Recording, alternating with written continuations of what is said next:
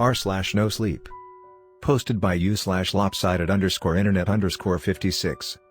I'm sorry, sir, but what music? Part 1. What do you mean what music? That was all I remembered saying back to the concierge through chattering teeth. I'd never felt this fucking cold in my life as I did now.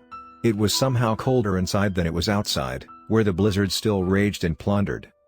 In my head, meanwhile, continued the familiar. A sea of notes, slow, melodic, persistent. It had started ever since we'd stepped into the bed and breakfast, a shivering, wet mess, our holiday plans abjectly ruined. We just needed a place to crash, which would have been fine if I couldn't hear the music. It wasn't very apparent at first, it was actually rather soft in the beginning.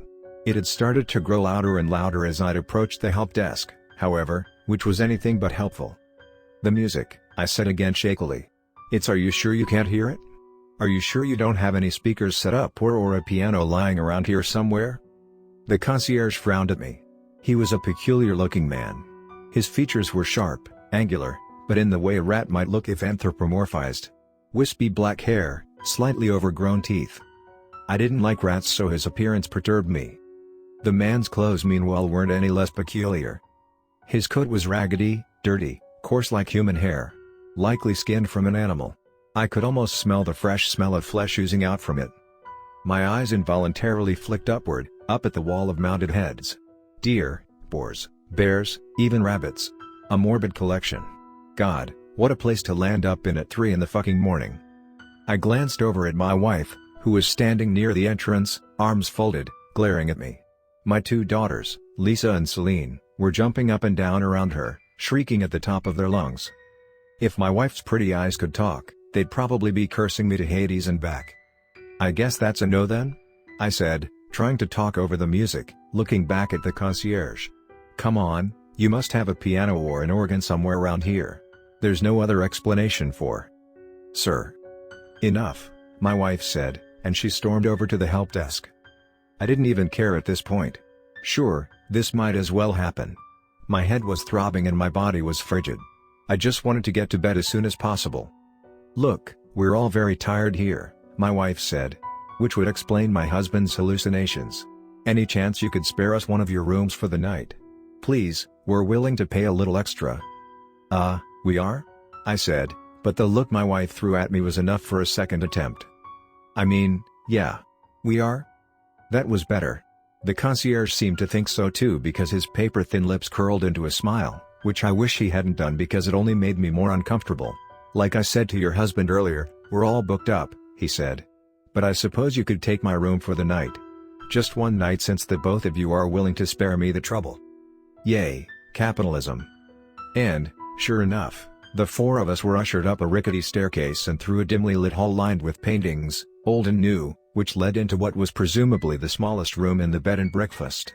I expected to see more mounted trophies gracing the space, but it was rather barren, except for what I'd consider the bare minimum.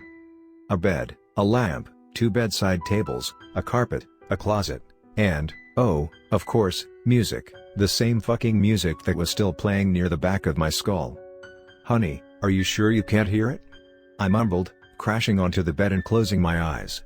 I felt my 2 girls crash alongside me, play fighting with one another over my catatonic figure. For the 12th time, no, she said, rolling her eyes as she unpacked our suitcases. Honestly, I wasn't exaggerating back there. You were driving for at least 7 hours, I wouldn't be surprised if you were hallucinating. Maybe. Actually no, you know what, she was probably right. Like always. I'd driven us through utter darkness and icy death for 7 hours, getting by on nothing but Red Bull and a dream. Yeah, that checks out, I said, and I turned the lamp off as my wife climbed into bed with the kids and I kissed her on the forehead. It's just a hallucination. It wasn't just a hallucination. I stumbled upon this rather unnerving realization when the second instrument started to play. It was a violin, which was different from a piano last I checked. I lay awake, listening to the 2 instruments ebb and flow, bouncing off from one another, spinning together a beautifully haunting melody. I could almost picture the men playing the instruments. The man playing the violin was classy, posh. I'd probably guess British in every sense of the word. The bespectacled piano player, meanwhile, was nothing but bone, a metaphorical skeleton of the person he once was. Once was? I thought, and my blood suddenly turned cold. I didn't know what I meant by that. It was too much to take at one point, however, and I needed a break. A glass of water didn't sound too bad. I slowly got to my side, careful not to wake Lisa, who had completely sprawled on top of me. I put on some slippers and slipped out of the room, closing the door behind me with a quiet click. I was almost down the staircase when I heard "Is there a problem, sir?" It was the concierge. He was still standing at his desk, reading a book, his gaunt, rat-like face barely illuminated by a nearby fireplace. "Oh, no, not at all," I said.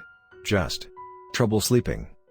"Trouble rarely finds you when you're sleeping," the concierge said, smiling. "It's the time in which you spend awake that I'd be more worried about."